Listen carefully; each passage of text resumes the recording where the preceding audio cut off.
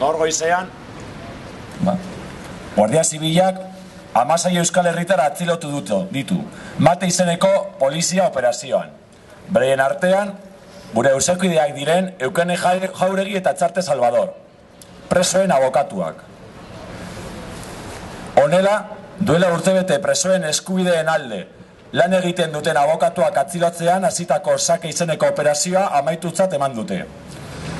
Atzilotuen artean gaur, hasi behar zen 25 Euskal Herritaren aurkako epaiketa politikoko abokatuak daude.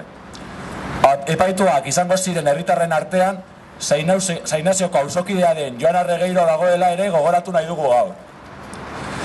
Igaro berri den larun batean, Bilboko kaleetan, milaka herritarrek mendekuan oinarritutako espetxe politika amaitzeko eta konponbidearen baitan urratsak emateko agertutako nahiaren aurrean, errepresioa da beste behin ere Estatu Espainiarraren erantzuna.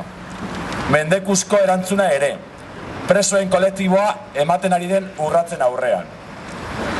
Argi dugu, iruzur fiskalaren aitzakia erabiliarren gaurkoak atziloketa politikoak direla. Euskal jendartearen nahien aurrean entzungo den estatu baten jarrera inmobilista eta fasistaren erakusle. Konponbideari ateak itzi eta galtzai eta garaien logika elikatzeko urratz berri bat. Alaz erakusten du, iaz hasitako operazio honi ezarritako izena berak, Sake Mate.